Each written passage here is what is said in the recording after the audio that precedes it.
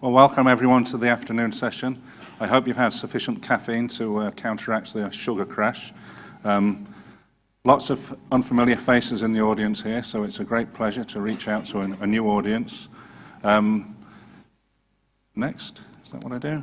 Okay, so I'm not a businessman, I'm a scientist. I promise to try and keep the geek level low and comprehensible.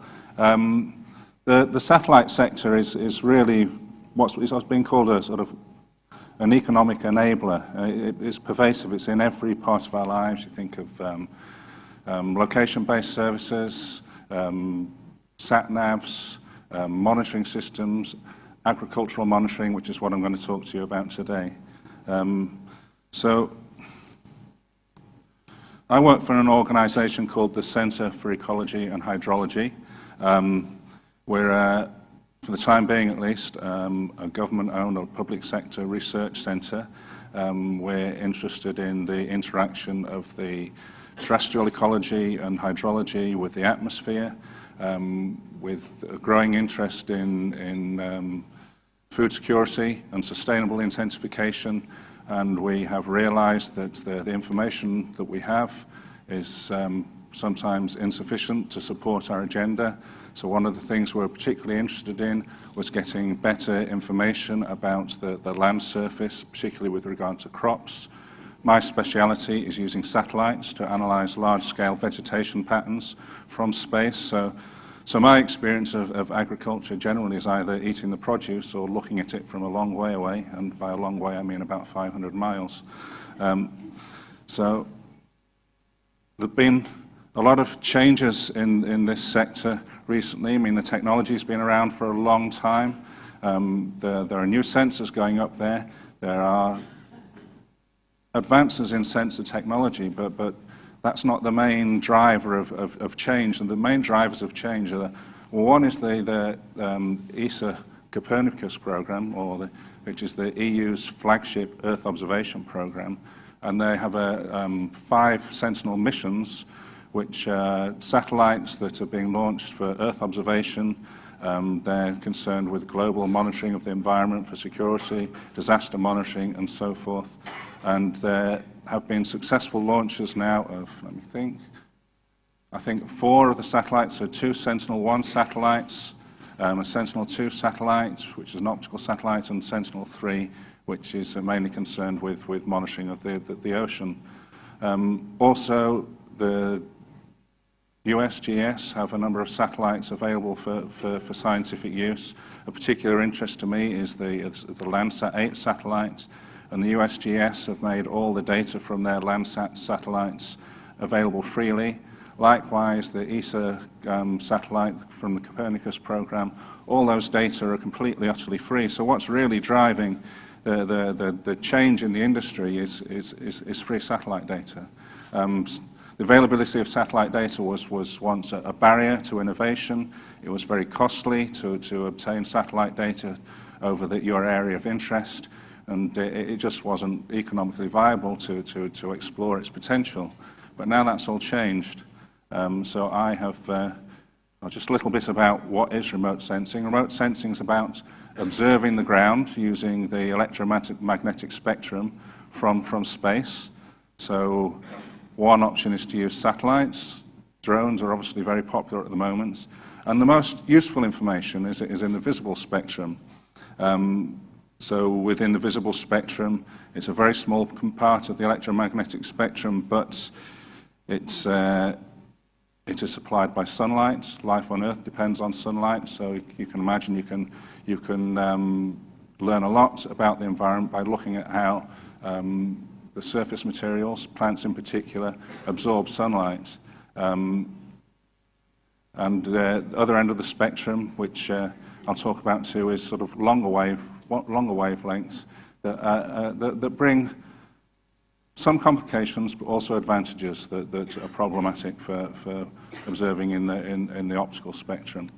So optical remote sensing, you can just think of it as a great big camera about the size of I was going to say a Ford Escort, but they don't make those anymore. The focus maybe, the Sentinel-2 satellite, size of a small car, about 500 miles away, orbiting the Earth, and gathering a complete view of the land surface when there's two Sentinel-1 satellites.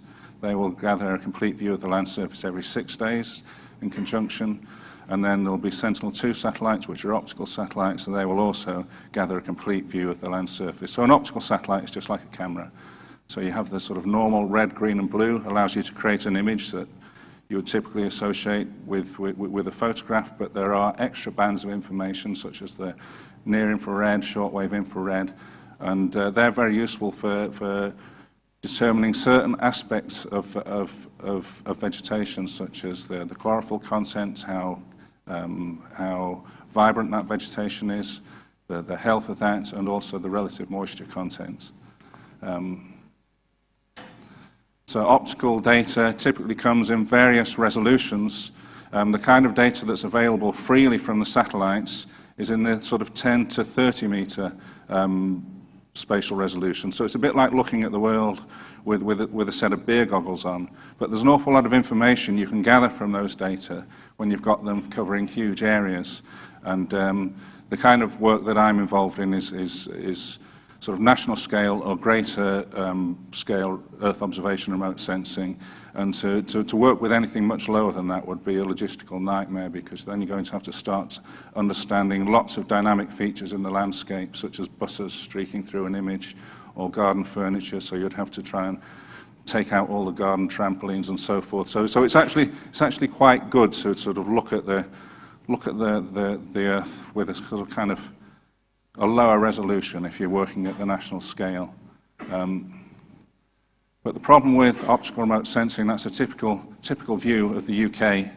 And I'm thinking of the number of days in the last month where it would actually be possible to get good quality information about the land surface in Great Britain, and I don't think there's been a single day where there's been a satellite image that would have been useful. So whilst we've got the Sentinel-2 satellites potentially getting a complete view of the UK every 6 days, combined with the Landsat satellite filling in the gaps of giving us a complete coverage every 3 to 6 days, even with that amount of coverage, it's actually quite difficult to compile enough information to understand the land surface of the UK.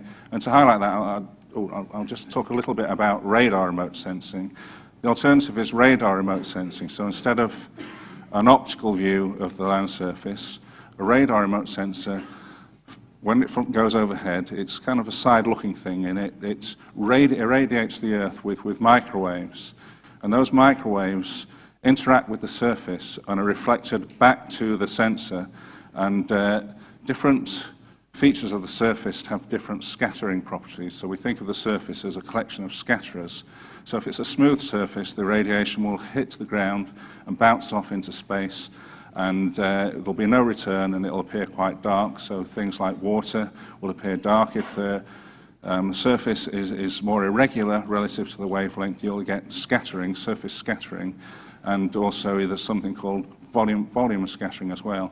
So the microwaves interact with the canopy architecture of crops, and that can be used, or we perceive that could be used to identify different crops. So next one. So that's what a radar remote sensing image looks like. It's only concerned with the backscatter, so it's actually quite a noisy image, and it's grayscale. But the advantage should become apparent as the talk unfolds. And I won't go through all of that, but the main advantage, really, if you look at the two smiley faces at the bottom right-hand corner, is that radar remote sensing you can see through clouds. So with the Sentinel-1 satellites, you can get a complete cloud-free view of the UK every 6 days. We're only getting single-band information from that sensor, but when you can compile a time series of radar data every 6 days through the whole of the growing season, there's an awful lot you can learn about the vegetation on the surface and the arable landscape. Just to highlight an example, my organisation has been involved in the production of land cover maps. So these are national land cover maps that describe the entire surface of the UK. They're based upon optical satellite data, and we describe the land surface as in terms of broad habitats. We use Ordnance Survey generalized land parcels to represent that surface. We have 23 classes, and these were based on optical data. And so to sort of gather enough images to produce a whole map of the UK, we had to scramble a lot of images together from a whole range of sensors, different resolutions, and we were supposed to be producing a map in 2007 to represent 2007, but we had to actually straddle the Earth's 2005 all the way to late 2008 to get enough images to describe the UK land surface. So if we're thinking about describing the crops in a single year, optical imagery is just not going to do it for us. It's not just enough to get one coverage either. You have to get multiple coverages through the growing season. At the very least, you need one image in the winter and 1 minute later in the season to represent the sort of crop phenology, so you can differentiate the crop types from grassland. I mean, a winter wheat field 500 miles away from space at a certain time of the year is not going to look very different from a football pitch. So you need multiple coverages of the UK in order to describe the land surface. And what we were able to do historically, all we were able to do was to describe the land surface as in broad habitats, but the sea of brown that you see here is all we could say about arable and horticulture. We could just say whether we thought it was arable. We couldn't say anything about what was growing on the ground. If we did, we'd probably got it wrong, and all our customers have said, oh, you've got this wrong, and it's just best to sort of be a little bit vague and say, we don't know what's growing here, but we know it's a crop of some kind. And that's all we could safely do with the information that's available from optical satellite images. But we thought with the arrival of the Sentinel-1 satellite, there may be an opportunity to describe the land surface in more detail, because now, in theory, we could get a complete view of the land surface every few days. So just to explore the idea, we took 3 dates at different points in the growing season, and we put the backscatter values into different into the red, green, and blue color guns of a visual display units, and just had a look at the landscape to see what we could say. You know, if there is no change in backscatter over the course of 3 dates, you will get various shades of grey. If there's any kind of growth or structural change in the land surface, you'll start to see color. So we did this, and probably the letters are a little bit too small in here. Very fortuitously, the yellow stuff is oilseed rape, but that's just by chance. But you can start to see that when you start to compile time series of images, you can start to understand what's growing on the surface. So we exploited an opportunity. We put in for a grant for some Innovate UK funding, teamed up with a company called Remote Sensing Application Consultants to demonstrate or to look at the feasibility of producing national scale crop maps from Sentinel-1 data. And the feasibility study was successful. There was talk earlier today about investment. It only took a little bit of money to get us off the ground with this. I think the money that we got was just less than £80,000. That enabled us to demonstrate the feasibility of using Sentinel-1 data to map crops. And from that, we were able to then exploit the feasibility to produce national crop maps, which I'll tell you a little bit more. But first of all, we gathered all the satellite Sentinel-1 data over the UK between October 2014 and 2015. Subsequently, we've done it also from 2015 to 2016. And that's over 300 satellite scenes, so we're talking big data. And we built time series of those data. To understand anything from space, you need detailed ground-based observations. We had trouble getting hold of the kind of information that we really need, so we were out in the field with a compass and a GPS-enabled tablet, driving around, looking over fences and hedges and recording what we could see on the ground. We were using Ordnance Survey maps, online image sources such as Geograph to go and get current pictures of the landscape and to get experts to tell us what was growing at a certain location, to build up an archive of information of different crops. We also developed a little smart app which we sent our field surveyors out, some of our field surveyors out with in the field to record extra information about crops. And then doing that, we combined that, and then we with the radar backscatter, and then you can start to think of building temporal time series or creating crop curves that describe the structural evolution of the crop through the growing season. So if you look at the top left-hand corner, we've got grass growing there. The backscatter stays, this is grazed grassland rather than grassland that's managed for silage or something where there's a cropping pattern, but this is grazed, so the backscatter stays relatively straight throughout the year because the canopy really never develops because it's being eaten by the livestock. But then with different crops, you start to get different phenology curves or different temporal backscatter curves. So the one on the right shows winter oilseed rape, and then also a curve for barley. So I think what you're seeing there is the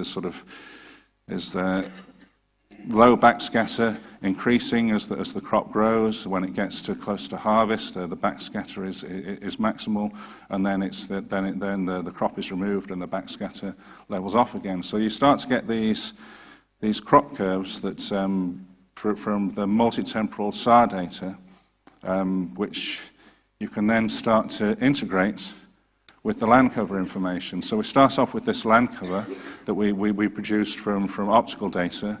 We want to integrate the SAR information with that. So if we remove all the land classes that are unlikely to have any crops growing on them, so all the urban areas, the roads, and so forth, that just leaves us really with the arable and horticultural land and improved grassland. And then we start to use the radar-enhanced information. And then we discovered that we would actually build a detailed crop map representing the most common crop types to very high levels of accuracy. If we had more information about what was growing on the ground, we could probably extend that list and achieve higher levels of accuracy. So what we've done is we've produced a national crop map for the whole of the UK representing 2015. We were able to release that for both Wales and Scotland some time ago. We had quite a lot of trouble getting information from the English Rural Payments Agency with which we'd like to validate that crop map. So we haven't yet released the English version of the crop map because we'd like to have a little bit more confidence a little bit more validation so we can say how accurate we believe it is. But we're planning on releasing the English version of the UK crop map later this year or very early next year. Also, very early next year, we'll be releasing the 2016 version of the crop map as well.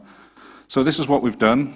Like I say, I'm a scientist rather than a businessman and an agricultural specialist, so I can only speculate as to how it might be used, and I'm hoping that through interaction with you today, I'll get a better understanding of the business potential of this. Really, this was done to serve our scientific needs as a research organisation concerned with the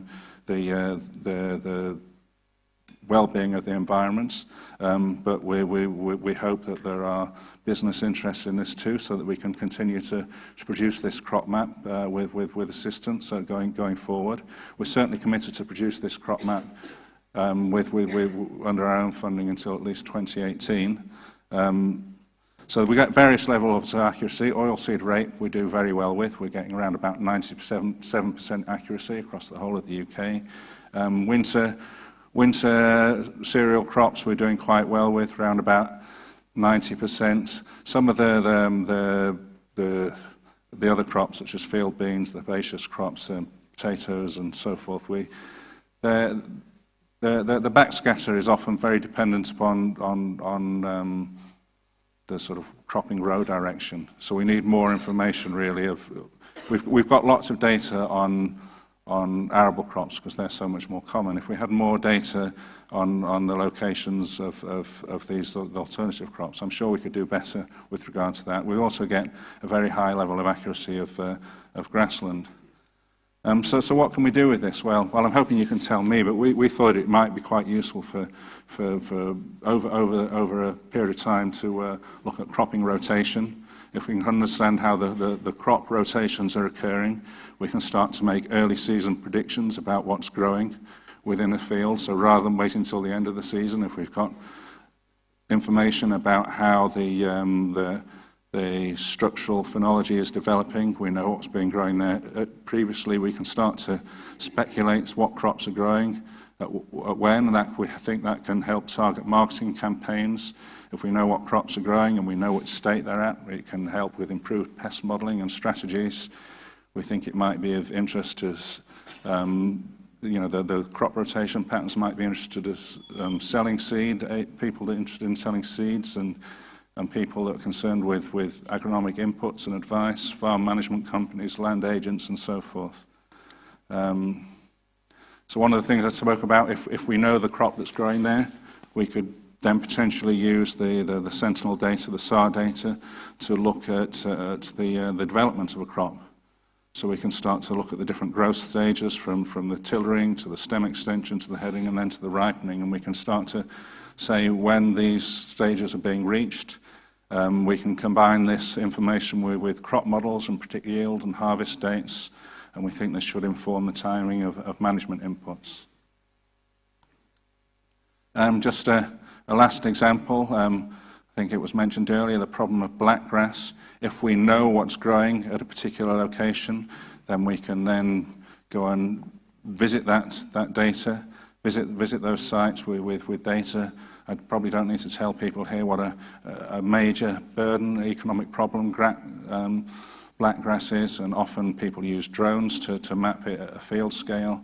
But with the multispectral Sentinel-2 data that's available from the Copernicus program, these data are free. Anyone can use it to start to try and analyze their crops. It gives the potential to target management and patch spraying. So this is an example. We have Hillsdon Research Farm, where we know the crops that are growing, predominantly sown with arable crops as winter wheat, oilseed rape, winter beans, and they have a severe blackgrass problem. And we've been looking at whether we can use satellite technology to look at that blackgrass problem. So this is a Sentinel-2 satellite over that field in early June. Probably means little to you. I think it's a combination of red, green, and near-infrared band information. But if we look at the image, we can see the areas where the blackgrass is actually a problem within the field. And then the field at the bottom was actually a field that was actually scrapped due to the high level of blackgrass, and it was turned into a whole crop silage. So there are real opportunities there to exploit Earth observation data and remote sensing in a sort of integrated way. And I don't know how I'm doing for time, but I'm now at my closing point. So my closing points is the real game changer. If you concentrate on the bold capitals, the real game changer is free satellite data provided by the European Union. I have to say that the data is free and open access, and I don't think there's a clause in there that says it's unavailable to Brexiteers, so it should be available for the foreseeable future, so we're able to continue with this innovation. An obstacle is the availability of high-quality ground observations. You can only interpret satellite data when you've got a rich spectra or a rich range of ground-based observations. The more you have, the more information you can extract from the satellite data. We struggled with that. I'm hoping that there'll be people in the audience that might be able to offer advice on how we would get hold of cropping information, development information that could support this kind of research. The big advantage that is really opened up the opportunity for crop monitoring recently is the free availability of synthetic aperture radar that enables to see through clouds. Previously, it was so expensive that nobody would have considered doing this at a national scale. Crops have multiple applications within agriculture and other sectors. The integration of cropping information and satellite data can help us understand pest distribution and dynamics and develop optimal mitigation strategies. And finally, well, last one has slipped off the bottom of the page, but we have a land cover map, enhanced land cover map called Land Cover Map Plus Crops for 2015. It's been released for Scotland and Wales. English data will be available very shortly. Also, we have produced now we're in the final stages of production of Land Cover Map plus crops for 2016. These data will be available in the new year. We're going to continue production 2017 and 2018, and beyond that, well, we don't know yet. So thank you very much. Thank you very much, Daniel. Thank you.